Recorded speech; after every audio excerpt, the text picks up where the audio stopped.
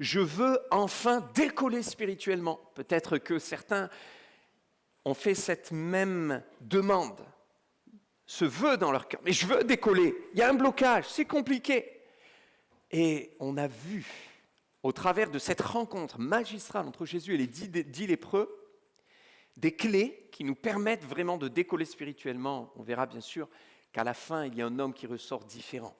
Et nous sommes encouragés à prendre exemple et modèle sur ces gens qui avaient besoin de Jésus et qui n'ont pas hésité à aller le voir. Alors premièrement, on avait vu la demande des lépreux à Jésus.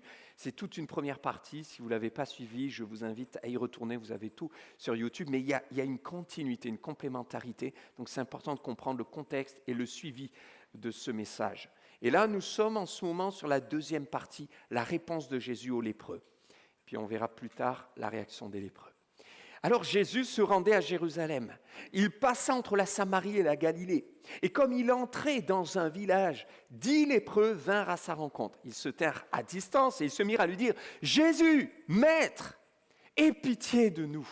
Et lorsqu'il les vit, Jésus leur dit « Allez vous montrer au sacrificateur. » Et pendant qu'ils y allaient, ils furent guéris. Amen. Vous voyez, c'est simple, c'est l'évangile, mais c'est puissant. Et on avait vu déjà le début de la réponse de Jésus aux sacrificateurs, aux lépreux en disant « Allez voir les sacrificateurs ». Des lépreux, des gens malades. Je vous rappelle que c'est une maladie honteuse, contagieuse. À l'époque, ils étaient traités comme des misérables, moins que rien, mis de côté comme le rebut de la société. Ils n'avaient pas le droit d'avoir contact avec les gens. Tout ce qu'ils touchaient était considéré comme impur. Alors ils étaient là ensemble, dans leur souffrance, leur misère et leur maladie. Mais ils entendent que Jésus passe. Alors ils vont lui demander « Seigneur, aie pitié de nous ». Peut-être tu as un besoin, je ne connais pas ton besoin. Est-ce au niveau de ta famille ? Est-ce au niveau de ton combat avec le péché ? Est-ce au niveau d'une addiction ? Est-ce au niveau du travail ? Est-ce au niveau finance ? Puisses-tu avoir cette même demande, cette même attente, ce même élan de cœur de ces hommes qui sont allés voir Jésus. Aie pitié de nous. Que ta foi soit ravivée ce matin. Rien n'est impossible à Dieu. Il est capable de changer ta vie. Il est capable d'agir, mais il attend notre foi et notre démarche. Et on va voir ce matin cette fameuse réponse de Jésus énigmatique. Alors qu'il demande « Aie pitié de moi, aie pitié de nous, guéris-nous » et que Jésus leur dit « Allez vous montrer au sacrificateur ». C'est une réponse un peu cachée. C'est pourquoi nous le voyons en 2 messages. C'est la dernière partie aujourd'hui. Un défi aux multiples facettes. Ce matin, Dieu te lance un défi multiple. Quelles sont ces couleurs, ces facettes du défi de Dieu pour moi ce matin? Premier défi, le défi de la foi. En effet, ils demandent, et on pourrait se dire, mais ils ont déjà la foi, puisqu'ils disent « Jésus, guéris-moi ». Ils y croient, certes. Mais Jésus leur dit, et leur répond « Allez vous montrer au sacrificateur ». On pourrait se poser la question, mais pourquoi ? Imaginez-vous un petit peu à leur place. Pourquoi ont-ils demandé à Jésus « Viens nous secourir » ? Parce qu'ils avaient entendu parler de Jésus. La renommée de Jésus avait grandi. Ils savaient qu'il avait ouvert les yeux de l'aveugle. Ils savaient que Jésus avait guéri le paralytique et qu'il s'était levé. Alors ils se sont dit « Nous aussi, il va nous guérir. On va aller le voir, on va simplement lui dire « Jésus, guéris-nous. Jésus, on a besoin de toi. Jésus, aie pitié de nous. » Alors ils y vont. Et là, qu'entendent-ils ? Jésus qui, à ce paralytique de Matthieu 9, n'a simplement dit que « Lève-toi, prends ton lit et marche », aussi à la piscine de Bethesda, Jean chapitre 5. Jésus qui, à cet aveugle de naissance, a ouvert les yeux. Pourquoi leur dit-il à eux « Allez vous montrer au sacrificateur ». Mais Seigneur, ils ont déjà la foi. Pourquoi ? Parfois, la réponse de Jésus est différente de ce qu'on peut penser. On s'attend à une réponse parfois instantanée, Dieu nous fait attendre. On s'attend parfois à une réponse dans une certaine direction et le Seigneur nous répond différemment. Mais il veut mettre ta foi au défi. Il veut t'inviter à aller plus loin que peut-être tes limitations. Tu penses parfois que juste demander « Seigneur, guéris-moi » va suffire. Et le Seigneur dit « D'accord, va te montrer au sacrificateur ». Mais qu'est-ce que ça voulait dire ? Ils étaient encore malades. Ça voulait dire qu'ils devaient avoir la foi qu'en y allant, ils allaient être guéris. Mais Seigneur, comment puis-je croire à ça? J'ai entendu que tu guérissais le malade, le lépreux, le paralytique, le sourd, le muet, que tu délivres les démoniaques. Mais je n'ai jamais entendu ça. En effet, citez-moi un texte de la parole, une seule rencontre de Jésus, une seule guérison, dans laquelle il a envoyé les gens en leur disant « Je vais vous guérir en chemin ». Certes, quelqu'un me dira « Oui, Jésus a guéri alors que le premier miracle de Jésus s'était passé où? À Cana. Alors là, ce n'est pas une guérison, c'est quoi? Il change l'eau en vin. Voilà. Jésus fait ce miracle. Mais quel est le deuxième miracle de Jésus? Ah, plus difficile. C'est où? C'est également à, n'ayez pas peur, à Cana. Eh oui, deuxième miracle de Jésus, Jean chapitre 4, verset 50, à Cana. Et quel est ce miracle? Eh bien, un officier, quelqu'un d'éminent, vient voir Jésus parce que son fils est en train de mourir, il est atteint d'une forte fièvre. Et que va faire Jésus? Il va dire, mais il vous faut vraiment des miracles pour croire? Voyez la foi. Et parfois, nous, on veut un miracle pour avoir la foi. Et Jésus dit, non, et la foi. Et tu auras le miracle, et si tu n'as pas le miracle, garde la foi. Parce que la foi va au-delà du miracle. Eh oui, certains, Hébreux chapitre 11, sont même morts sans avoir vu de leurs yeux la réponse à leur prière, mais ils ont été appelés héros de la foi parce qu'ils ont gardé la foi. Comme l'apôtre Paul qui dira « J'ai combattu le bon combat, j'ai achevé la course, j'ai gardé la foi ». Et la foi va au-delà de ce que l'on voit. Et eux, ils ne voyaient que leur misère, leur maladie, leur souffrance, leur lèpre, mais ils devaient avoir la foi et obéir et aller. Donc dans Jean chapitre 4, cet homme vient pour que son fils soit guéri. Jésus, aie pitié de moi, fais-moi grâce. Et Jésus va lui dire, va, ton fils vit. Et cet homme repart en chemin, il retourne, et quand il arrive chez lui, quelle joie! Pour lui, c'est vraiment le ciel sur la terre. C'est la fête dans son cœur. Imaginez-vous, votre propre enfant est en train de mourir. Vous demandez la grâce de Dieu. Vous ne voyez pas de vos yeux. Vous faites du chemin. Vous persévérez. Vous marchez. Vous rentrez. Il est guéri. C'est comme si cet homme reprend vie. Et ce matin, le Seigneur veut te dire, il peut faire quelque chose dans ta vie qui te permettra de reprendre la vie. Jésus dira dans Jean chapitre 11, « Je suis la résurrection et la vie ». Il était là devant Lazare, son ami qui était mort. Mais Jésus a eu tellement d'amour, de compassion. Verset le plus court de la Bible, Jean 11, 35, Jésus pleura. Et les autres autour disaient, mais voyez comme il aimait. Mais Jésus n'en est pas resté là. Alors que Marthe et Marie lui avaient fait des reproches. Mais Seigneur, si tu avais été là, mon frère ne serait pas mort. Mais Jésus a dit, crois en moi. Oui, je crois en toi, il ressuscitera à la fin. Crois en moi, je suis la résurrection et la vie. Quelqu'un qui est venu et qui est comme mort ce matin. Ton âme est comme morte. Tu vis, mais tu es mort. Tu vis, mais mentalement, tu es mort. Psychologiquement, tu es mort. Tu n'as plus de goût, plus d'élan. Il y a quelque chose qui est mort en toi. Le Seigneur veut te faire reprendre vie, comme à ce papa. Il l'a fait aussi à un autre papa, Jacob, le père de Joseph dans l'Ancien Testament. Joseph avait été frappé par ses frères, jeté dans une fosse, dans un puits, vendu comme un vulgaire esclave, pire encore, comme un objet. Et on avait dit à Jacob le papa, « Ah, ton fils a été attaqué par une bête sauvage et il est mort. » Et la parole de Dieu nous dit qu'à partir de ce moment-là, l'âme de Jacob est comme morte. Il a perdu tout, il a perdu la joie, il a perdu l'élan, la motivation, le goût de vivre. Et il n'imaginait pas que la main de Dieu était sur Joseph. Et 13 ans plus tard, Joseph, 30 ans, qui a été gardé par Dieu malgré l'accusation, le mensonge, la méchanceté, les coups, la blessure, la prison, il se retrouve bras droit de Pharaon à gouverner tout le pays d'Égypte. La main de l'Éternel était sur lui. Voilà un verset qui est répété au moins 3 fois sur la vie de Joseph à ce moment-là. Et Jacob ne le savait pas. Et lorsqu'on lui dit « ton fils vit » et il t'appelle, il vient d'Égypte, il ne le croit pas. Il a peine à croire tellement c'est dur, tellement il a souffert, tellement son âme est morte. Mais quand il vit les chars arriver au loin pour venir et l'escorter comme un prince, un roi, il comprit que Joseph était réellement vivant. Et la Bible nous dit « son âme reprit vie ». Ce matin, le Seigneur veut que ton âme reprenne vie.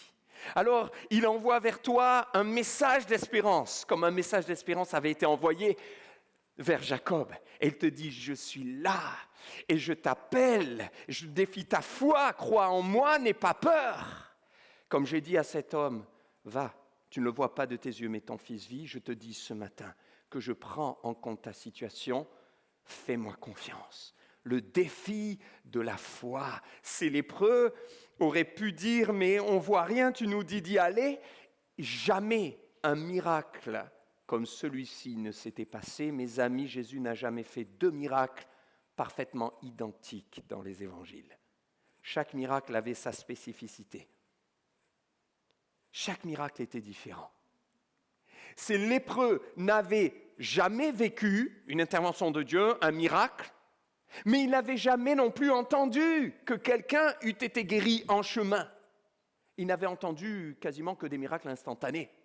Ils n'avaient jamais non plus vu de leurs yeux quelqu'un être guéri de cette manière-là.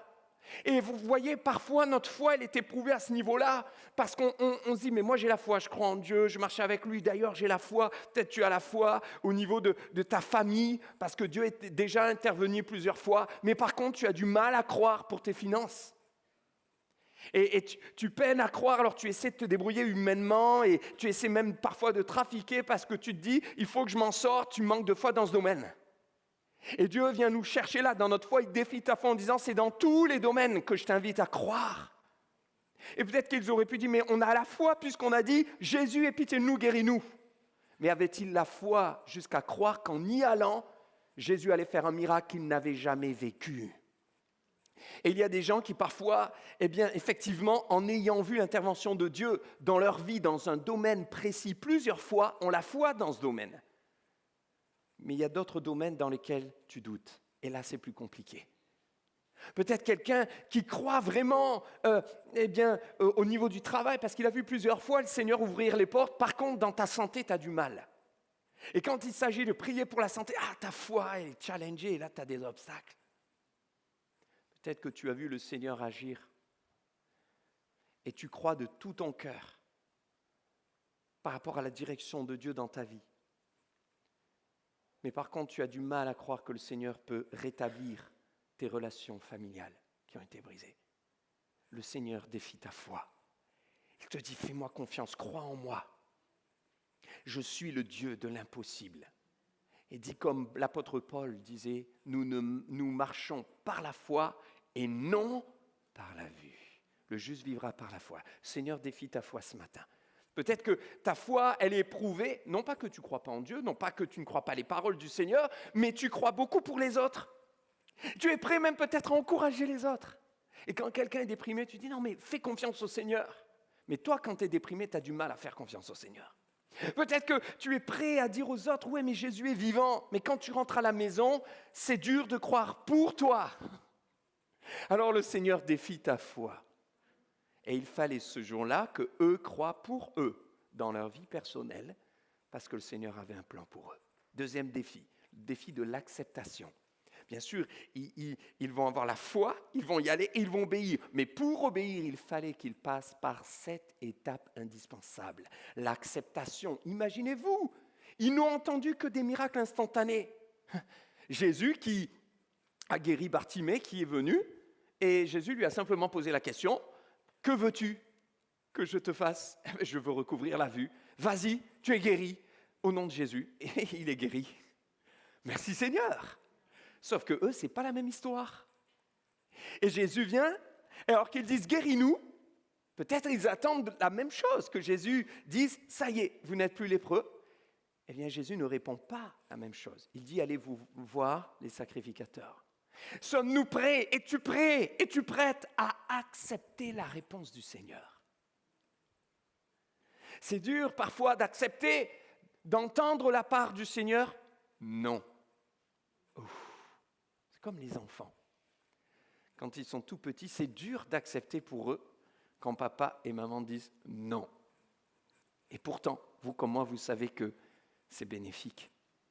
Parce que vous ne laisserez pas votre enfant traverser la route tout seul quand il est tout petit, ou mettre la main sur le feu, parce que vous l'aimez et vous voulez le protéger. Il y a des moments où vous saurez dire non. Et parfois, Dieu nous dit non. Et vous allez dire, mais là, le Seigneur ne lui a pas vraiment dit non. En tout cas, Seigneur, guéris-nous. Peut-être certains attendaient instantanément, guéris-nous maintenant. Non. Non. Mais comment ça? C'est dur quand Dieu nous dit non, ce ne sera pas pour toi. Ça peut arriver aussi. David, ça lui est arrivé. Il voulait construire un palais, quelque chose de grandiose à Dieu. Vous le lisez dans 2 Samuel chapitre 7, parce que David était rassasié de gloire, de jour. Dieu lui délivrait de tous ses ennemis. Il était dans le repos. Vous relisez tout le contexte. Et là, il se dit, qu'est-ce que je peux faire? Ah, mais je vais construire un beau palais à Dieu. Parce que moi, ici, je vis dans un palais magnifique et magistral. Et Dieu est dans une tente. Et oui, en effet, à l'époque, Dieu, qui se manifestait par sa présence au travers de l'arche de l'Éternel, eh bien, résidait dans une tente. Il dit, mais c'est pas normal, il faut construire quelque chose de grand pour Dieu.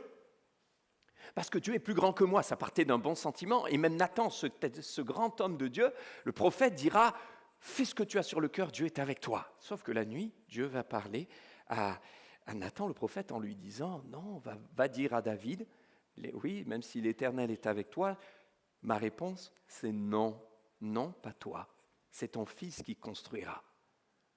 Et David a accepté la réponse de Dieu. Es-tu prête à accepter quand Dieu te dit non? Quand Dieu te dit, tu as à cœur un sujet, un désir, c'est bien, mais ce ne sera pas toi. Parce que l'objectif, c'est la gloire de Dieu. Psaume 115, non pas à nous, mais à toi seul donne gloire. Alors que ce soit moi ou un autre, qu'importe, l'important c'est que la gloire soit pour Dieu. Comment est-ce que je réagis? Comment est-ce que tu réagis lorsque Dieu te dit non, pas maintenant? Le Seigneur est capable de t'entendre, de recevoir, mais de te dire, c'est pas le temps. Accepter le temps de Dieu. Et oui. Et Jésus est notre modèle parfait, suprême, car lui-même l'a fait. Il a accepté le temps de Dieu. Le premier miracle, on en parlait tout à l'heure à Cana, qu'est-ce que Jésus a dit? Lorsque même sa mère Marie est venue pour lui dire, Jésus, fais quelque chose là. On est dans un mariage, des noces, et ils sont en train d'être complètement gâchés parce qu'ils n'ont plus de vin. Alors, on est au tout début du mariage, et vous savez, les noces là-bas en Orient, à cette époque, ça dure plusieurs jours. Seigneur, fais quelque chose. Et Jésus dira quoi? Mon heure n'est pas encore venue. Parole qu'il répétera dans Jean chapitre 7, verset 6, alors que ses frères viennent le voir, fais des miracles, tout le monde voit les œuvres que tu fais, que c'est Dieu qui t'a envoyé, que tu es le Messie. Mon temps n'est pas encore venu. Le Seigneur peut nous dire non parce que ce n'est pas le moment. Sommes-nous prêts à l'accepter? Et là, quelque part, c'est comme si le Seigneur disait, je vais vous guérir, mais pas encore. Acceptez. Comment est-ce que je réagis quand le Seigneur me dit non? Quand le Seigneur me dit non, pas toi? Quand le Seigneur me dit non, pas maintenant? Quand le Seigneur me dit non, pas de cette manière? Parce qu'on vient, on prie, on veut des réponses, mais Dieu ne nous répond pas toujours comme on le veut. Et là, peut-être certains s'attendaient à ce que Jésus dise « Tu es guéri, je te guéris ». Un autre s'attendait peut-être à ce que Jésus étende sa main comme ça vers eux. Un autre aurait pensé qu'il étende sa main vers le ciel. Un autre peut-être a imaginé qu'il allait simplement dire « Sois guéri » et qu'un grand tonnerre allait traverser le ciel. Ou peut-être un autre a pensé qu'il ferait comme le lépreux de Marc chapitre 1, verset 40. Plein de compassion, Jésus est venu le toucher et se sont dit « Il va s'approcher, il va faire 15 mètres de plus, il va venir, il va nous toucher ». Rien de tout cela, Jésus choisit sa manière. Mon ami, mon frère, ma sœur, Dieu choisit sa façon et sa manière de répondre. Mais suis-je prêt à l'accepter? Mon ami, beaucoup veulent être bénis. Beaucoup cherchent la bénédiction, mais la porte de la bénédiction ne se trouve que sur le chemin de l'acceptation. Et Jésus nous en a montré le chemin parfait. Quel modèle suprême. Alors qu'il va à la croix, il souffre.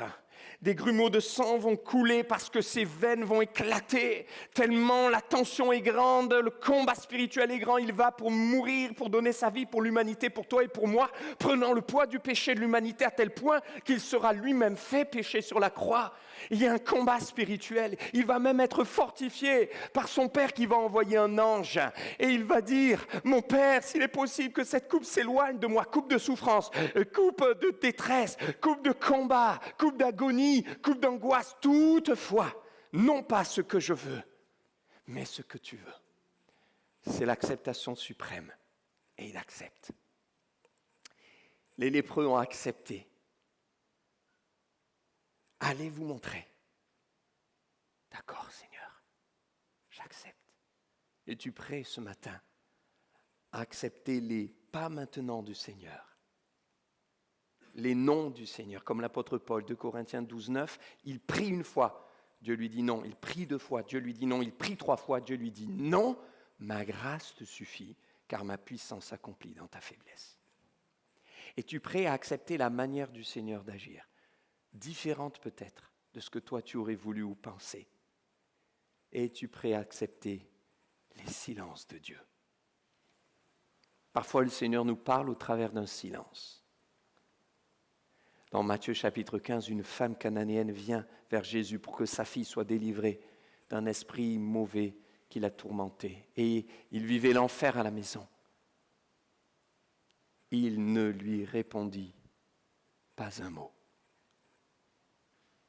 Mais comment ça? Seigneur, es-tu si dur? Non. Il voulait faire émerger le plus précieux de la foi de cette femme. Et ça allait passer par l'acceptation du silence, par l'acceptation de la foi et la persévérance.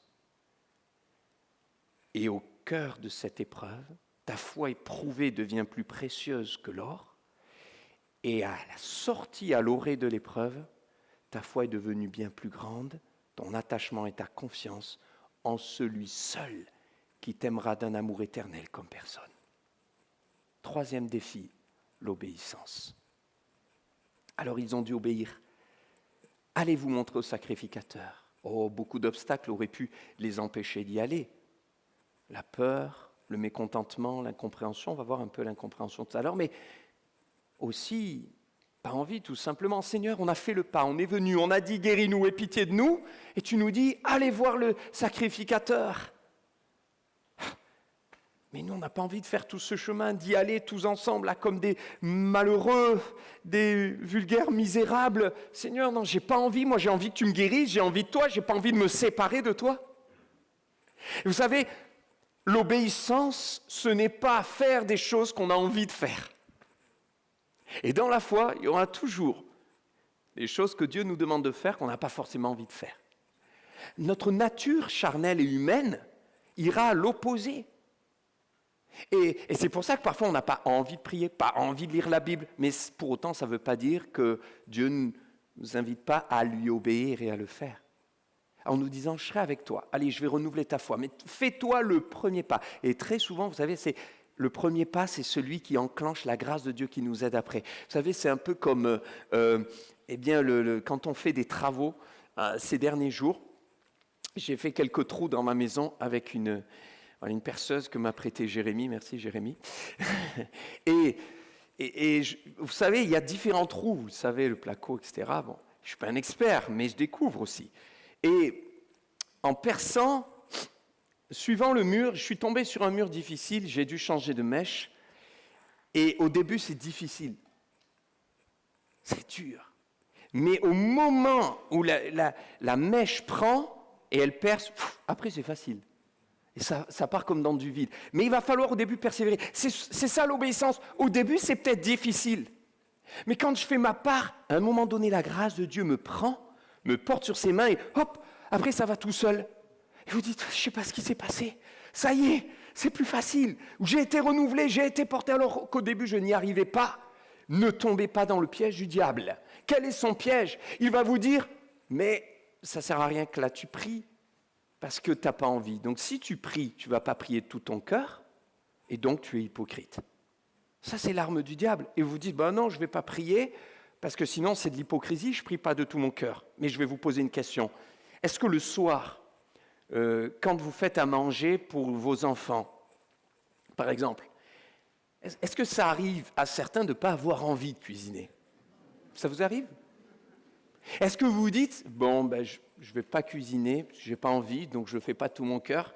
Et les enfants arrivent, on mange quoi maman? On mange quoi papa? Écoutez, je n'ai pas voulu être hypocrite, donc on ne mange rien ce soir. Si je l'avais fait, je ne l'aurais pas fait de tout mon cœur, donc il valait mieux pas le faire, hein, vous êtes d'accord?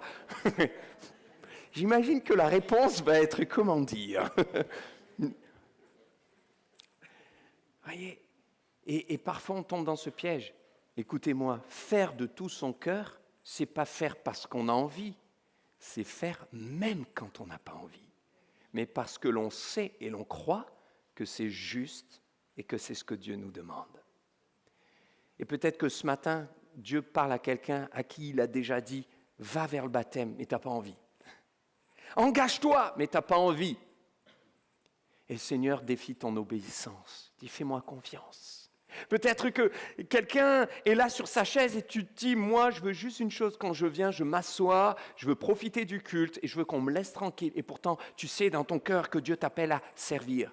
Parce que toute personne a reçu quelque chose et est appelée à donner au Seigneur et rendre ce qu'il lui a donné. Mais tu n'as pas envie. Pourtant, Dieu te dit « Sers-moi. » Dieu met au défi ton obéissance. Ces lépreux n'auraient jamais vu la gloire de Dieu s'ils n'avaient pas choisi l'obéissance. Peut-être Dieu dit à quelqu'un ce matin, mets ta vie en règle. Tu vis avec quelqu'un, vous n'êtes pas marié.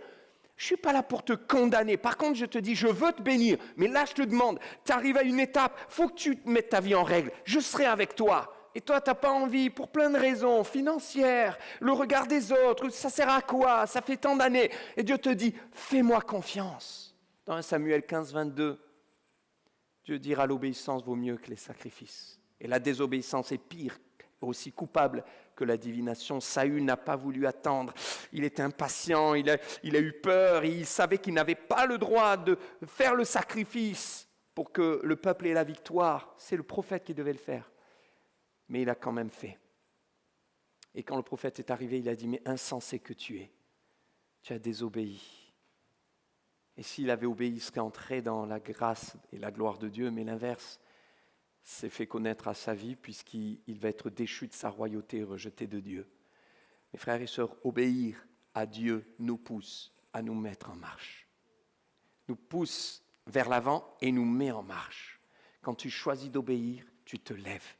Tu dis, c'est dur, mais je fais le premier pas. C'est dur, mais je perce les premières secondes. Et après, Dieu prend le relais et il t'emmène dans sa victoire.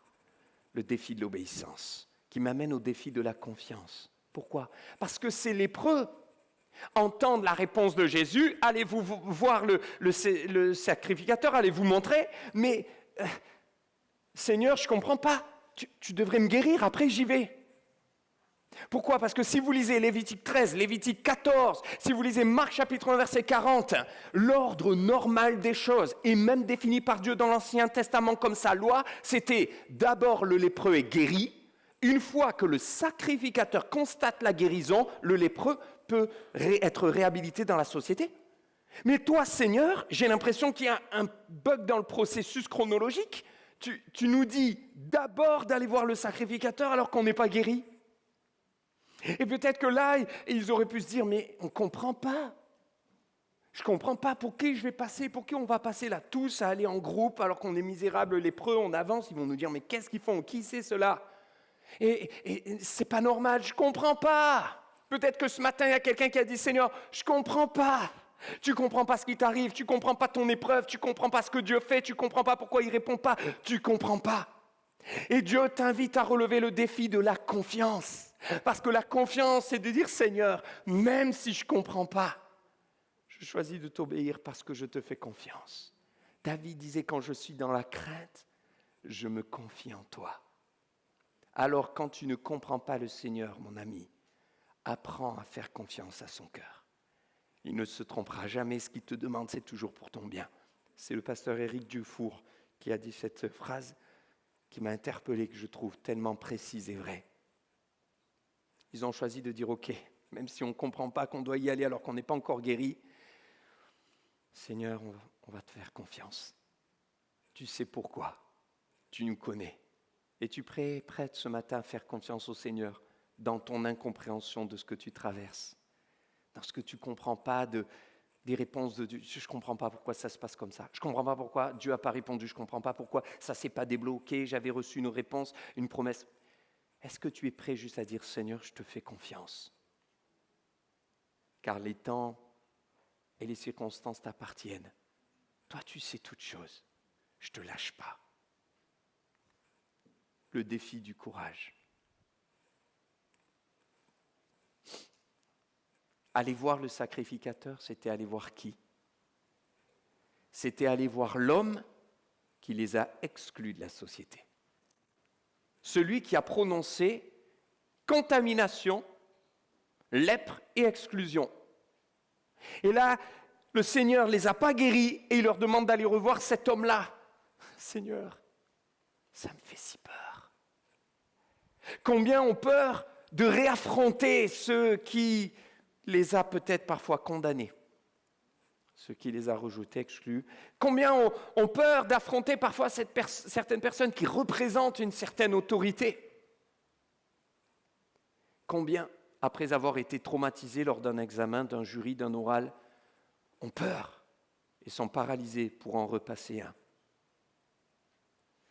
Alors le Seigneur veut te donner du courage, comme il avait donné à Josué quand une tâche difficile l'attendait, celle de reprendre la tête et le gouvernement du peuple après Moïse, tenez-vous bien. Mais Dieu va l'encourager et lui dire, ne t'ai-je pas dit, et même ordonné, c'est un ordre, fortifie-toi et prends courage.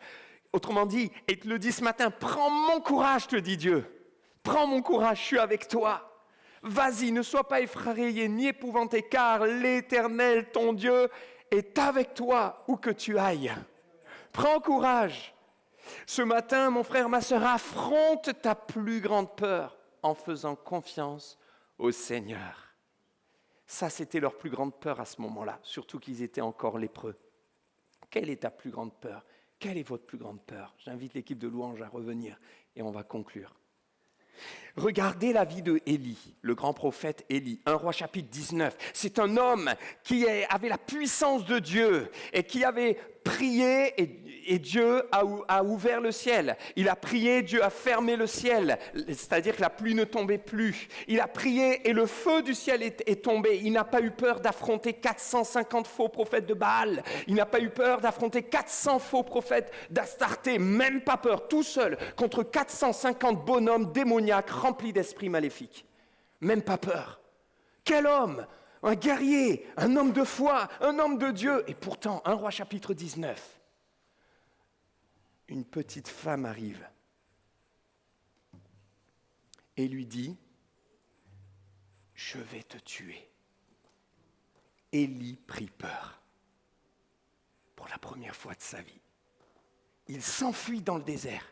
Il a son serviteur, il le laisse. Il s'assoit sous un genêt, un arbre, et il demande la mort. Un homme qui avait su affronter des combats, des tempêtes, des batailles, et qui est mis KO par la parole d'une femme. Mes frères et sœurs, ça nous enseigne quelque chose. On peut être fort dans un domaine. Et peut-être qu'il y a ce matin des hommes qui sont capables d'avoir des rendez-vous, des réunions avec des présidents, des chefs d'entreprise, mais tu as peut-être peur d'affronter juste une discussion avec un membre de ta famille sur un sujet qui est tabou et que vous n'avez jamais abordé. Et ta plus grande peur, elle est là. David n'avait pas peur du lion, il n'avait pas peur de l'ours, et il n'a pas eu peur de Goliath. Non. Mais pourtant, David a été aussi tenté, séduit, et il est tombé à cause d'une femme. Ce n'était pas à cause d'elle, mais à cause de sa convoitise envers elle. Et Dieu te demande là maintenant d'identifier ta plus grande peur. Quelle est-elle ? Peut-être que ta plus grande peur, elle concerne un engagement que tu dois prendre, une discussion que tu dois avoir avec quelqu'un. Tu es capable de braver des montagnes, des tempêtes, mais il y a des choses qui te paralysent. Et le Seigneur te dit, prends courage, je suis avec toi. Rappelle-toi, Jésus est allé à la croix, et en donnant sa vie sur la croix, des grumeaux de sang avaient coulé dans le jardin de Gethsémane, mais il y est allé. Non pas ma volonté, mais la tienne. Il a pris le courage que Dieu lui donnait pour accomplir l'acte le plus puissant, le plus difficile, en donnant sa vie sur la croix. Alors, il a la force et le courage éternel, surnaturel et divin pour te le communiquer ce matin. Et que là, tu puisses te dire, c'est vrai Seigneur, je vois maintenant dans ma vie concrète, voilà ce que tu me demandes. Je prends ce courage. Et je vais affronter ma plus grande peur en te faisant confiance pour vivre le miracle et entrer dans le plan que tu as prévu pour moi. Amen. Amen. Je voudrais conclure avec une question. Jésus leur dit, allez vous montrer au sacrificateur. Alors alors qu'ils ont demandé la guérison. Mais je vous pose cette question. Alors qu'ils y sont allés, Jésus est resté là, il les a attendus. Jésus était-il avec eux? Jésus est-il allé avec eux? Non et oui. J'aime bien vous surprendre. Jésus n'était pas avec eux, mais quelque part il était avec eux. Parce qu'il a dit, voici, je suis avec vous tous les jours jusqu'à la fin du monde et partout.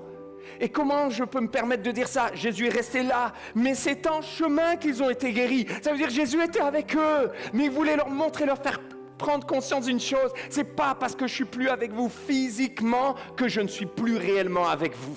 Il y a trop de chrétiens qui disent, mais Dieu, t'es plus là, je te sens pas, je te vois pas. Et ils ont peur et ils se disent, donc Dieu n'est plus là. Mais ce n'est pas parce que tu ne le vois pas, ce n'est pas parce que tu ne le sens pas que Dieu n'est pas là. Jésus a dit, je suis avec toi, il sera avec toi.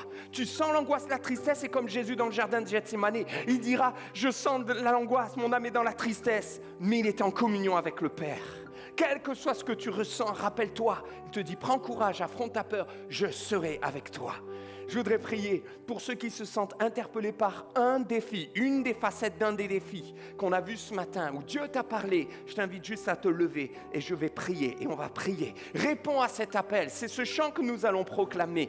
Peut-être c'est le défi de l'obéissance, le défi de la foi pour quelqu'un, le défi de la confiance pour quelqu'un d'autre. Peut-être c'est le défi de l'acceptation, c'est dur pour toi d'accepter. Apprends à dire comme Jésus, je soumets ma volonté à la tienne. Peut-être que c'est le défi de l'obéissance. Alléluia, Dieu est là. Le défi du courage, il va te le donner. Affronte ta peur. Affronte ta peur. Seigneur, tu bénis mes frères et sœurs. Tu mets ta main sur nos vies à chacun. La main du Saint-Esprit, la main de Dieu, la main de l'Éternel, pour nous donner le courage dont nous avons besoin pour aller de l'avant. Et ce matin, tu renouvelles les forces alors que nous répondons à ton appel. Seigneur, tu n'as pas changé et tu as encore des promesses qui sont oui et amen en Jésus-Christ. Au nom de Jésus. Amen.